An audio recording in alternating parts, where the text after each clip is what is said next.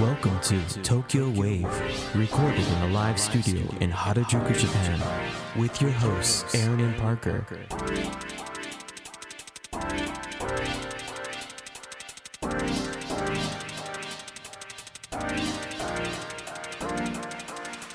Alright everyone, welcome to episode 101 of Tokyo Wave.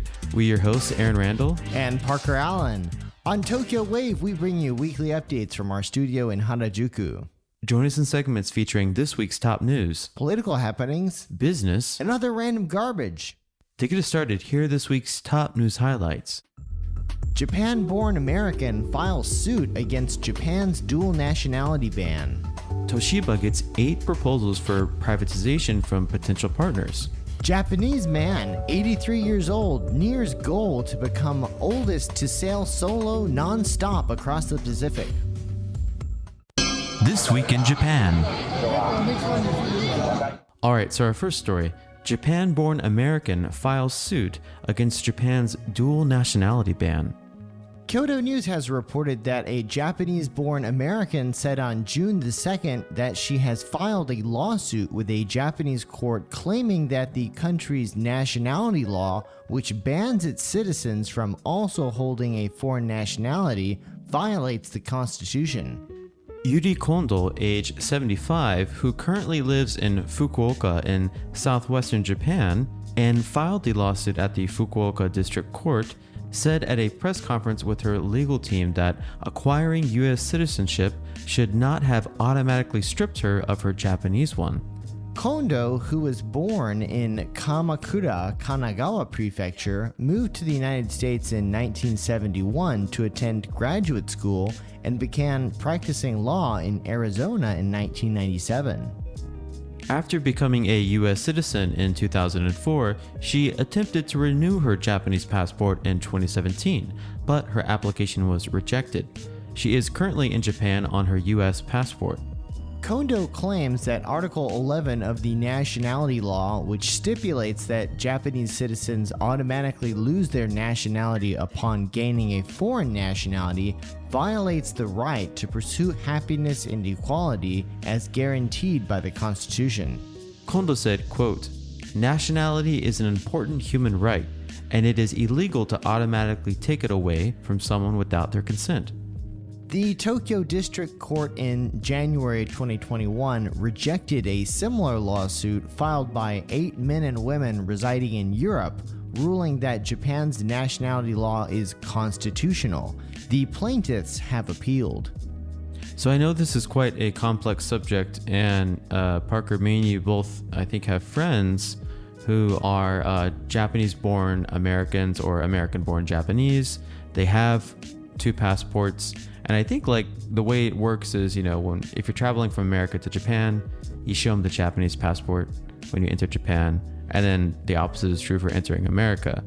Exactly. So basically there are a bunch of people who have both passports quasi-illegally, but it's sort of like don't ask, don't tell. Right. I've even heard stories of if they accidentally show their American passport, they'll look away and say, no, don't show me that one.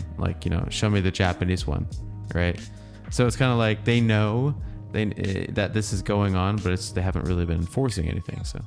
Yeah, well, it's always interesting to hear stories about that. And the thing is that when you, for instance, for foreign residents, of course, you can become Japanese.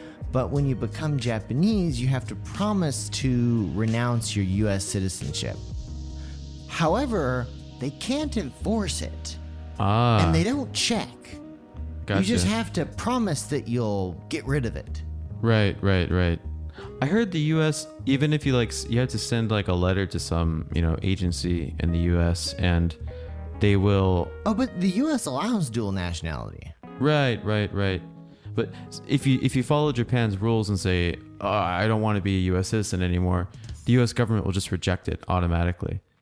Yeah, it's actually really hard to reject your, renounce your U.S. citizenship. And a lot of people during the pandemic have been basically put on hold trying to renounce and not being able to do so. Oh, interesting. Because just all the government systems in the U.S. are shut down. It's more like the embassies just don't want to deal with it, and they're just using the pandemic as an excuse to delay. Yeah. Sounds like all the other companies out there. Numbers aren't doing good this month. It's a pandemic. Can't be helped. Yeah, no offense to the embassies, the Japanese embassies in the US, but I always did get kind of an apathetic indifference vibe, even when I was getting my visa from there. So I can just imagine, with them having thousands of people pour in, on a weekly basis, they're just, they're not having it. Oh, and you think about all of the entry bans that Japan has had up until recently. I mean, kind of moving a little bit away from nationality, just like the Japanese consulates and embassies in foreign countries. I mean, they must just get inundated with all sorts of, I can't understand this form. It doesn't say the way I think it should. And I just give me my visa. I read on the Japanese PDF, I copied and pasted it into Google Translate, and it's completely different from the English text on the website. Yeah. Imagine that happening like 50 times every day, 5 days a week. How much would you like your job after that? And I don't mean to make fun of the people trying to get back into Japan, because the example I just said is actually very true. The PDF is different from the contents on the website. But it's just frustrating for both parties, Well, and also I feel like everybody joins the Ministry of Foreign Affairs, the U.S. Department of State, the counterparts, right? Mm-hmm. Thinking that they're going to become this cool, high-flying diplomat, and they have to sort of basically go through the hell of being a visa officer for their first few years. That's kind of how they kind of break people in. There's a video game of being the visa guy at the airport, and you can admit or deny. That's like the worst video game ever. I know. It's on Steam. That just means it's even worse. I'll have to look it up, see what it's called. Oh my God. But yeah. And up next, Toshiba gets 8 proposals for privatization from potential partners. Kyoto News also reported that Toshiba said on June 2nd, it has received 10 business strategy proposals from potential partners, 8 of which recommend that the Japanese conglomerate go private to raise its corporate value. The remaining 2 offers for Toshiba were capital and business alliances, under which shares of the troubled technology giant with a nearly 150-year history would continue to be a listed company. Toshiba did not release the names of the potential partners, which submitted their initial non-binding proposals by the deadline on May 30th. Toshiba's president and CEO, Taro Shimada, said during an online briefing on management policy, quote, "It is fundamental for us to conduct the selection process with transparency and in consideration of what will contribute most to increasing our corporate value." Shimada added that the conglomerate will retain the elevator and lighting business, which it had previously decided to sell as strategically important operations. The company halted the planned sale after the group's two-way split idea was voted down by shareholders earlier this year. They get to keep lights and elevators lit. What about the jet skis? Gotta sell the jet skis. You can't do jet skis anymore. I don't even know if they do jet skis. They don't do jet skis. Toshiba has been facing pressure from shareholders, especially foreign activist investors frustrated by Toshiba's lackluster efforts to boost growth. In April, Toshiba said it would welcome proposals on strategic options, including a potential buyout, after shareholders rejected the split plan. After evaluating the proposals, Toshiba will narrow down potential partners by executing them and solicit follow-up offers following its shareholder meeting on June 28th. Japan Investment Corporation, owned in large by the government, and U.S. investment fund Bain Capital are among the companies that have been reported as considered a possible acquisition of Toshiba. Bain Capital, what a name. And Japan Investment Corporation. I mean, really, who comes up with this stuff? I know. I just want to make a company called Japan Business Corporation. Also, Bane. That's like the bane of your existence. And the villain from the Batman movie. Oh, that's right. It's an investment company led by a Batman villain. Who'd have thunk it?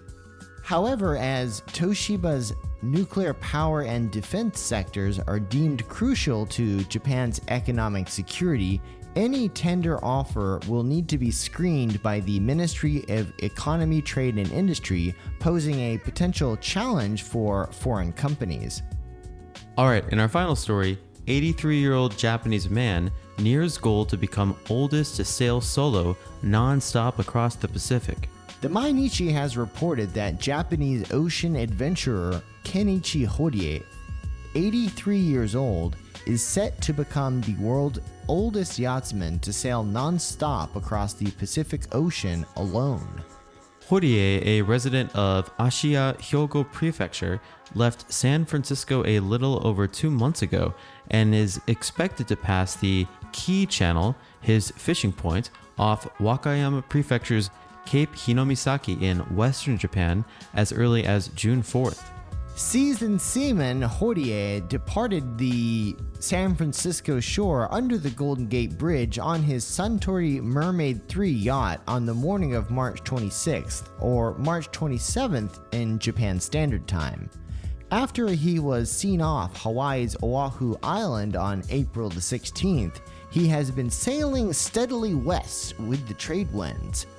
Despite struggling with windless conditions and a seasonal rain front in waters near Japan, Horie had reached a point approximately 270 kilometers from his goal as of 8:30 a.m. on June 1st. Very impressive. After completing his journey, the Suntory Mermaid 3 will be towed to its home port, Shin Nishinomiya Yacht Harbor, in the city of Nishinomiya, Hyogo Prefecture, and an arrival ceremony is planned there. Sounds like a perfect time for champagne. And what a fancy place. Ashiya. That's like Beverly Hills of Kansai. So Horie became the first person in history to successfully make a solo non-stop yacht journey across the Pacific in 1962 when he was 23 years old. In that journey 60 years ago, Horie departed Japan for California, but this time he is tackling the 8,700 kilometer voyage from the opposite direction. In a news conference before his departure, Horie said he was most looking forward to Kyabakura. And reaching his goal. Also Kyabakura. Come on, an old guy who lives in Ashiya? I know what he's looking forward to. And it's not reaching the goal. It's Kyabakura. This is really impressive and kind of terrifying. Yeah, I used to do a lot of offshore fishing in Florida, which is fun, and you're always close to land. You can't see it because that's what offshore fishing is when you can't see the land. But man, it brings back memories of that movie, The Wolf of Wall Street, when they're on the boat and the big waves. I mean, storms get that bad when you're in the freaking Pacific or Atlantic, center. It's some scary stuff. What are you thinking? I just remembered that scene, and it's like, I'm not gonna die sober. Oh yeah. They were fumbling to get the pills while the freaking that was some wild stuff. And then they got rescued by the Italian Coast Guard, and they were partying on the boat. Yeah. That was such a crazy scene. And then he's a plane that was chartered with two of his business associates to go get him from Italy crashed, and he saw the crash from the boat. Did this actually happen? I think this is all based off of big segue, but it's all based off of the life of, what's that guy's Jordan name? Belfort. Yeah, Jordan Who could Belfort. forget that name? Yeah, he had a crazy life. Stuff that happened to him does not happen to normal people. But yeah. So going back to the sailing thing. Yeah, I just can't get people who dig boats that don't have motors. I love boats. Yeah. With motors. Big motors that go Yeah. Jet boats are good too. They go Another scene that would probably make you not want to do this kind of sailing is the end of the Truman Show when he's trying to escape his like world or whatever. Oh, dude, I sailed when I was a kid. I know what sailing is like. Sailing sucks. Oh yeah.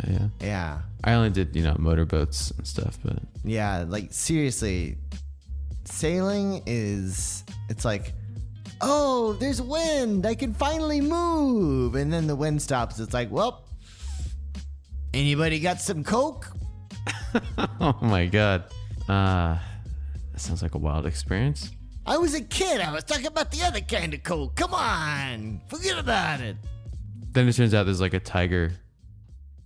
And up next, we have a special preview of our newest project, The Mean Streets of Tokyo Wave, an audio drama. Ladies and gentlemen, you're listening to Tokyo Wave.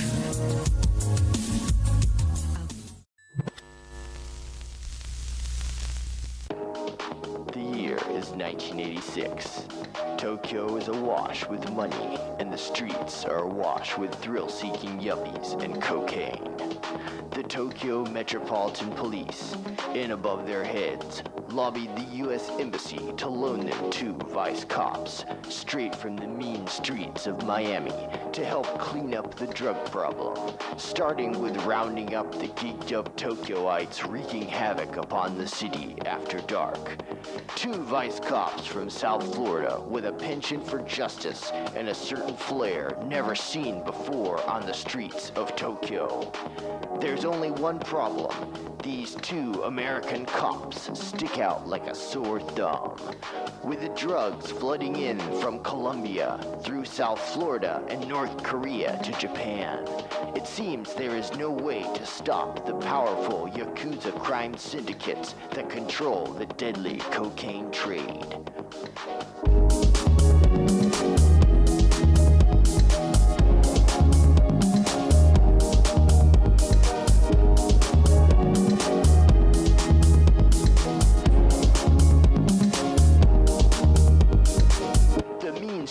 Of Tokyo Wave takes you on a roller coaster of drama, action, sex, and violence that will make you want to hide your daughter and shoot your son. Gasp at the glitz. Get on the edge of your seat as ass-kicking action unfolds, and embark on a journey where it's unclear who the good guys and bad guys really are.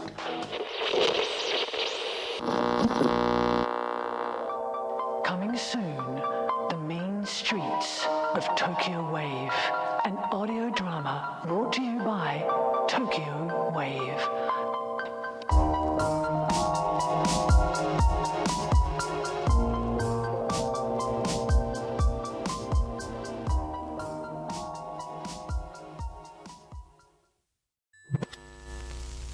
Hey listeners, that's right, you listener right there. Who do you think should be our next guest on Tokyo Wave? Let us know. Drop us a line at wave@tokyowave.jp. We hope you enjoyed Tokyo Wave. If you haven't already, you can subscribe to our podcast on Apple Podcasts, Spotify, SoundCloud, and YouTube.